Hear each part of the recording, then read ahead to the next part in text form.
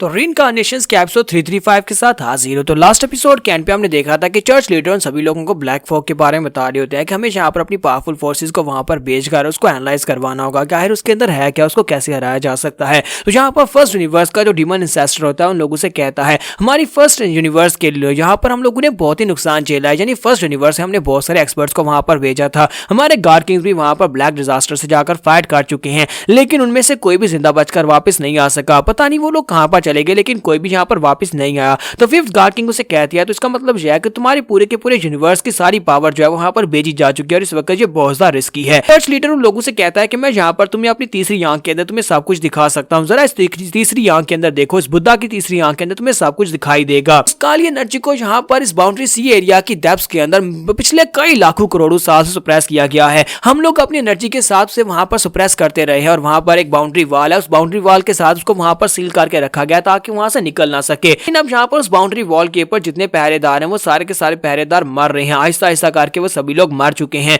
यानी कि अगर वहां पर उस लास्ट सिटी का जो गेट है वो ओरिजिन लैंड जो है अगर वो भी टूट जाती है और वहां पर वो सभी गार्ड्स मर जाते हैं तो उसके बाद वो गेट को तोड़कर वो काली एनर्जी बाहर निकल आएगी। हमारे यहाँ पर इस फर्स्ट यूनिवर्स के तकरीबन 90% जितने भी स्ट्रॉन्ग लोग हैं वो सारे के सारे पहले वहां पर भेजे जा चुके हैं, लेकिन एक बार वहां पर अगर वो दरवाजा टूट गया तो हमारा पूरे का पूरा फर्स्ट यूनिवर्स वाइप आउट हो जाएगा और तुम्हारे लोग भी यहाँ पर नहीं बचेंगे। तो मैं यहाँ पर तुम लोगों को यही मशवरा देना चाहता हूँ कि तुम लोग इस बारे में सोच भी नहीं सकते कि वो ब्लैक फॉग कितनी ज्यादा खतरनाक हो सकती है। तो हमें यहाँ पर उसका मिलकर मुकाबला करना पड़ेगा। सभी 12 यूनिवर्सिटीज अगर मिल भी जाएं तभी हम लोग ब्लैक फॉग का मुकाबला नहीं कर सकते। मुझे लगता है कि हमें यहाँ पर और ज्यादा पावर की जरूरत है। फिफ्थ यूनिवर्स के गार्ड किंग उसे कहते हैं मुझे ये बताओ क्या तुम्हारे यहाँ पर जितने पावरफुल लोग थे क्या वो सभी हार चुके हैं। तो चर्च लीडर उसे कहता है नहीं, अभी भी हमारे पास यहाँ पर बहुत सारे स्ट्रॉन्गेस्ट लोग हैं, ऐसे लोग हैं जो यहाँ पर छुपे हुए हैं, कुछ ऐसा हिडन मास्टर्स है जो कि इंसेस्ट्रल राम में बहुत ज्यादा पावरफुल है और उन सभी को जगाना होगा और उन सभी को यूज करना पड़ेगा, तभी हम लोग इस फाइट को जीत पाएंगे। डीमन किंग भी उन लोगों से कहते हैं कि हाँ मुझे भी लगता है कि यहाँ पर अभी भी बहुत सारी ऐसी बीइंग्स और बहुत सारे इंसेस्ट्रल राम के हिडन मास्टर्स हैं, सभी यूनिवर्स के अंदर छुपे हुए हैं, हमें उन सभी लोगों को यूज करना ही पड़ेगा,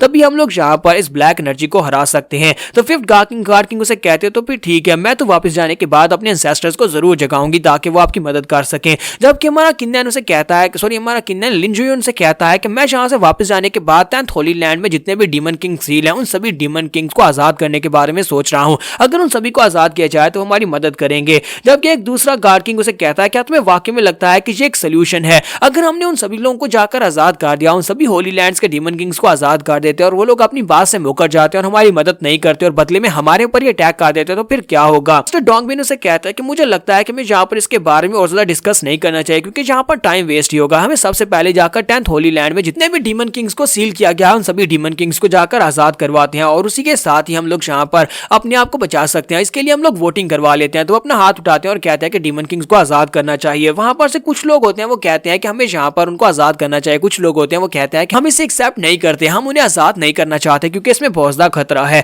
तो वहां पर सामने जो डीमन किंग खड़े होते हैं उनसे कहते हैं कि यहाँ पर फैसला हो चुका है, हम लोग 10 होली लैंड्स के अंदर जो 10 डीमन किंग्स ट्रैप्ड हैं उन 10 डीमन किंग्स को आजाद करेंगे ताकि वो हमारी मदद कर सकें। सभी लोगों को यहाँ पर लिंजुई की मदद करनी होगी ताकि 10 होली लैंड्स के अंदर से 10 डीमन किंग्स को आजाद करवाया जा सके। तो यहाँ से नेक्स्ट सीन जो होता है 3 दिन के बाद का दिखाया जाता है क्योंकि हमारा लिंजुई यहाँ पर फर्स्ट यूनिवर्स में है तो वो अपनी प्लेनेट अर्थ को देखने के लिए वहां से आगे बढ़ता है। मास्टर डोंगबिन से कहता है कि मुझे अपना प्लेनेट अर्थ देखना है, तो वो अपनी वाइफ के साथ अपनी कश्ती के ऊपर खड़ा होता है, वहां पर देख रहा होता है क्योंकि बहुत ही जल्दी वो पहुंचने वाला है। तो हमारा लिंजुई से कहता है कि बहुत ही जल्दी हम लोग अर्थ पे पहुंच जाएंगे। एक तो अर्थ बहुत ज्यादा खूबसूरत है, तुम देखकर बहुत ज्यादा हैरान होगी, लेकिन अर्थ के लोग बहुत ज्यादा कमजोर हैं, इसलिए मैं चाहता हूँ कि तुम अपनी पावर लेवल्स को सुप्रेस करो। तो वो से कहती है कि मैंने ब्रेक थ्रू कंप्लीट कर लिया और इस वक्त मैं गार्ड किंग राम में पहुंच चुकी हूँ, लेकिन अफसोस क्या मुझे यहाँ पर अपनी पावर लेवल्स को रिस्ट्रेन करना होगा, कहीं ऐसा ना हो कि वहां पर लोग जो है वो मेरी पावर्स के ओरा की वजह से मारे जाए। तो मास्टर डोंगबिन उसे कहते हैं कि गार्ड किंग राम का एक एक्सपर्ट जो है वो पूरी की पूरी राम के ऊपर राज कर सकता है और अगर तुम यहाँ पर अर्थ के ऊपर जाते हो तो उन सभी लोगों के लिए तुम एक गार्ड की तरह होगी, यानी कि तुम्हारी पावर लेवल्स इतनी ज्यादा है कि वो तुम्हें एक देवी मान सकते हैं, जैसे तुम्हें अपनी पावर लेवल्स को रिस्ट्रेन करने की जरूरत है। तो डोंगबिन उसे कहता है कि तुम यहाँ पर जिस अर्थ की बात कर रहे हो, जिस प्लेनेट की बात कर रहे हो, हमारे यहाँ पर रैकेट्स के अंदर उसका नाम ही नहीं है। मुझे नहीं पता कि हमारे हिमनली रैकेट्स के अंदर अर्थ नाम का कोई प्लेनेट क्यों रजिस्टर्ड नहीं है, लेकिन तुम्हारे बताए रास्ते के मुताबिक हमें लगता है कि हम सीधे जा रहे हैं।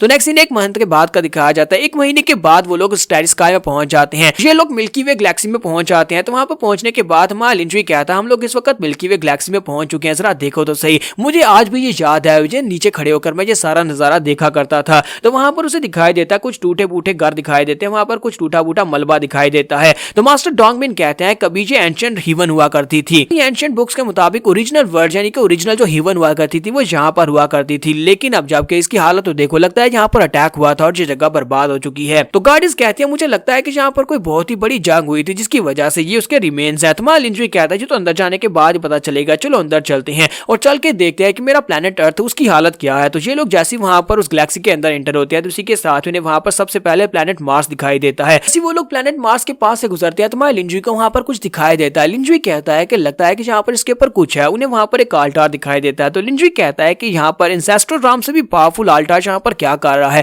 लगता है कि इस मार्स के ऊपर कोई इंसेस्ट्रल राम से भी पावरफुल आया था। बड़ी तेजी के साथ अपनी शिप को वहां पर लैंड करवाते हैं। तो ये लोग इस वक्त प्लेनेट मार्स के ऊपर लैंडिंग कर चुके हैं। वहां पर लैंड करने के बाद मां लिंजुई कहता है हमें पता है कि हमारी एंशिएंट लैंग्वेज में यहाँ पर मार्स को क्या कहा जाता था, मार्स को यिंगू कहा जाता था, जिसका मतलब है बुरी किस्मत। मुझे लगता है कि इस वक्त इस बेचारे प्लेनेट के साथ भी कुछ खराब हुआ है और इसकी किस्मत भी बहुत ज्यादा खराब हो गई है। तो गार्डियंस उसे कहते हैं कि इसका ऑरा तो काफी ज्यादा अलग है, जितना ज्यादा मैं इसके करीब जाती जा रही हूँ मैं तो इसके प्रेशर को बर्दाश्त भी नहीं कर पा रही, हालांकि मैं गार्ड किंगडम में हूँ। लिंजुई अपनी वाइफ्स और सेकंड पैलेस मास्टर से कहता है कि तुम दोनों यहीं पर रुको जबकि मैं और बाकी के सभी लोग ऊपर जाकर देख कर आते हैं। तो वो आल्टार की सीढ़ियां चढ़ते ऊपर की तरफ जाना स्टार्ट करते हैं। जैसे वो लोग ऊपर की तरफ चढ़ रहे होते हैं तीनों अपनी पावर्स को रिलीज कर रहे होते हैं, लेकिन इसके बावजूद वहां पर प्रेशर बहुत ज्यादा होता है। थोड़ी बीच में जाने के बाद उसका छोटा भाई उसे कहता है, लिंजान उसे कहता है कि ब्रदर मैं इससे आगे नहीं जा पाऊंगा क्योंकि प्रेशर बहुत ज्यादा खतरनाक है, ऐसे लगता है जैसे मैं नीचे दबने वाला हूं, मैं यहीं पर रुकने वाला हूं, तुम लोग आगे जाकर देखो। तो लिंजुई कहता है अच्छा ठीक है तुम वापस चले जाओ, तुम इससे आगे मत आओ। जबकि मास्टर डोंगबिन उसके पीछे पीछे चल रहे होते हैं और उसे कहते हैं कि यहाँ पर प्रेशर वाकई में बहुत ज्यादा पावरफुल है, क्योंकि हम दोनों यहाँ पर इंसेस्ट्रल राम है, लेकिन इसके बावजूद हम दोनों को भी यहाँ पर प्रेशर महसूस हो रहा है। तुम्हारा लिंजुई से कहता है कि जो तू ऊपर जाने के बाद ही पता चलेगा, क्योंकि मुझे ये नहीं पता कि यहाँ पर ये आल्टार जो है ये किसका आल्टार है, यानी कि ये किस पावरफुल बीइंग का आल्टार है। यहाँ पर जैसे वो लोग थोड़ा सा आगे बढ़ते हैं तो उनके सामने उन्हें किसी की आवाज आती है। उस आल्टार का जो भी मालिक होता है वो उनसे बात करते हुए उन्हें कहता है कि मेरे सामने अपना सर झुकाओ, क्योंकि उसने सीढ़ियों के ऊपर टेस्ट को इसीलिए रखा था ताकि उसके प्रेशर के साथ लोग उसके सामने सर झुका दे।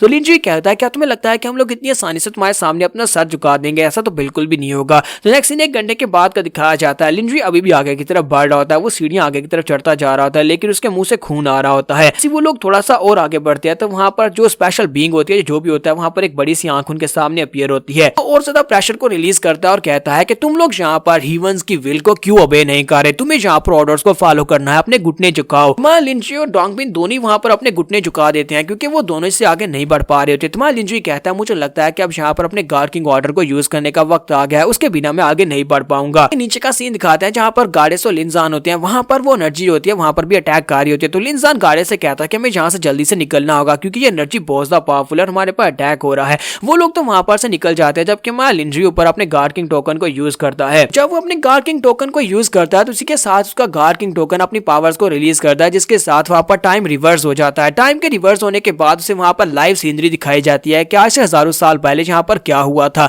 तो उसे वहां पर दिखाई देता है कि बहुत सारे लोग हैं और उन बहुत सारे लोगों में तकरीबन 100 से भी ज्यादा इंसेस्ट्रल राम के मास्टर्स हैं और 100 से भी ज्यादा वहां पर ओरिजिन गार्ड राम के मास्टर हैं जो कि इंसेस्ट्रल राम से भी ज्यादा पावरफुल है। ये सभी लोग यहाँ पर इस आल्टार के ऊपर कर क्या रहे थे ये हम लोग नेक्स्ट एपिसोड में देखेंगे। तो यहाँ पर हम लोग अपनी एपिसोड का एंड करेंगे। एपिसोड की एक्सप्लेनेशन अच्छी लगी हो तो कमेंट करके जरूर बताइएगा और लाइक करना मत भूलिएगा। Thank you.